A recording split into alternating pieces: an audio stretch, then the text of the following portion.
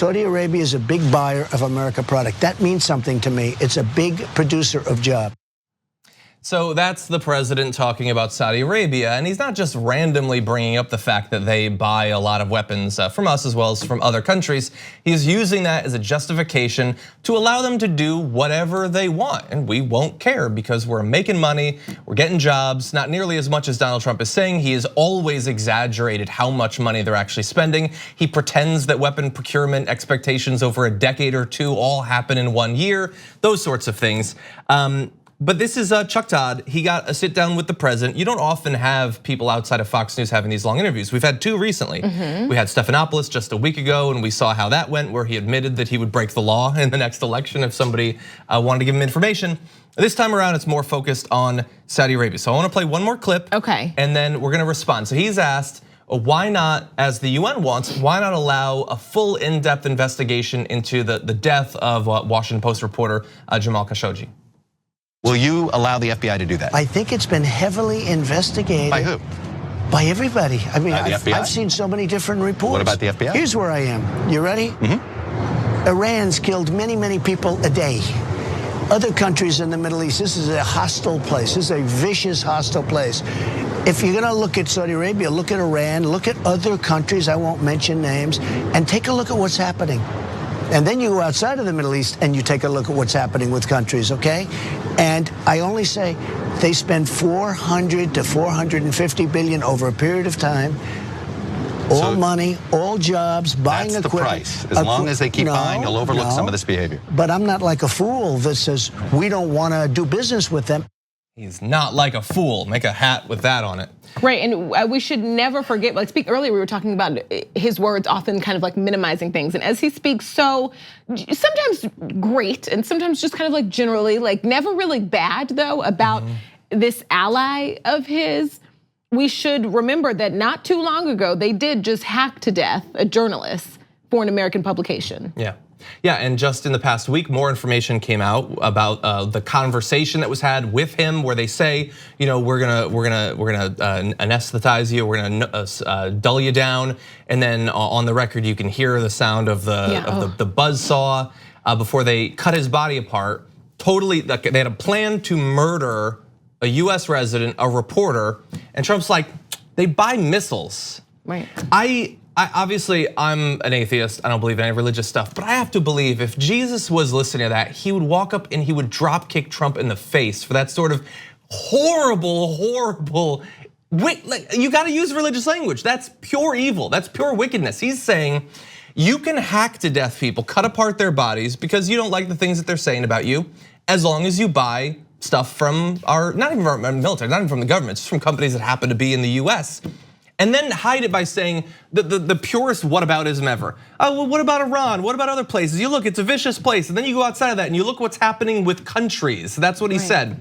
So if what he is saying is the world is a rough, immoral place, he seems dead set on proving it to be true by making our foreign policy the preeminent example of that as the way the world is gonna be run. You can do whatever you want as long as you buy our weapons. You can kill whoever you want, you can oppress whoever you want, as long as you buy our jets, as long as we get maintenance contracts on it, as Ken Klippenstein has shown with his reporting.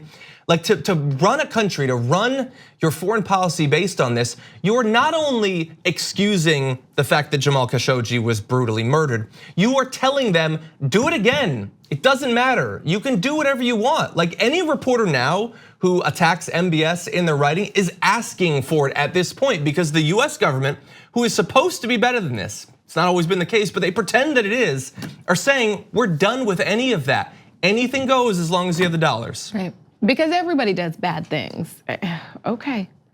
And that's our ally, and it's been a bizarrely close ally for a long time, getting even closer because it's an autocratic government. Trump's of course going to love that. He finds things to admire in those sorts of systems, and it's sickening to see it. Now, I would love to talk more about that because the fact that there were no consequences for the murder of Jamal is one of the things that's frustrated the most since this show began.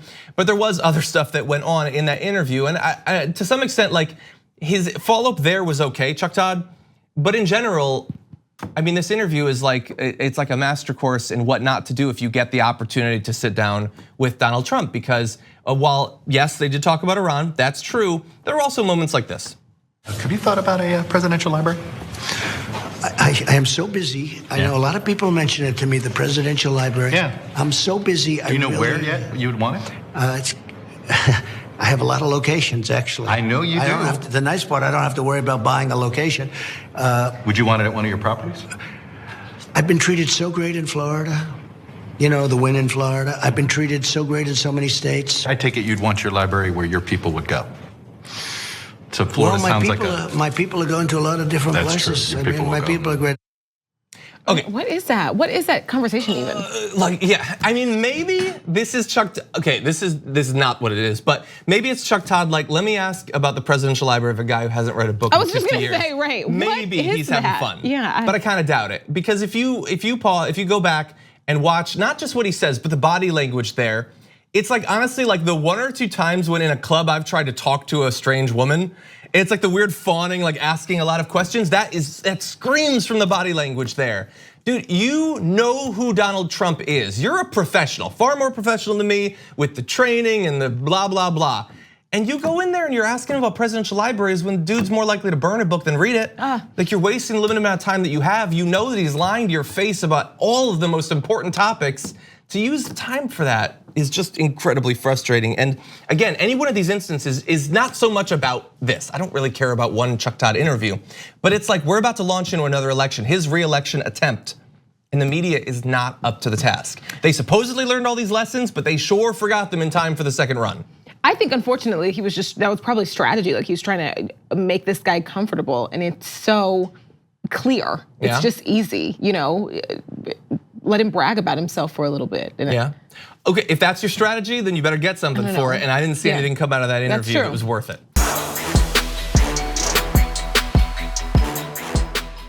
Here on the Damage Report, we talk a lot about the big banks and their ways of getting rich off the poor. They saturate the market, but there are other options. And I've got info on a socially and environmentally responsible financial institution that has no ATM fees, gives you cash back on every purchase. They even commit 10% of their earnings to charity.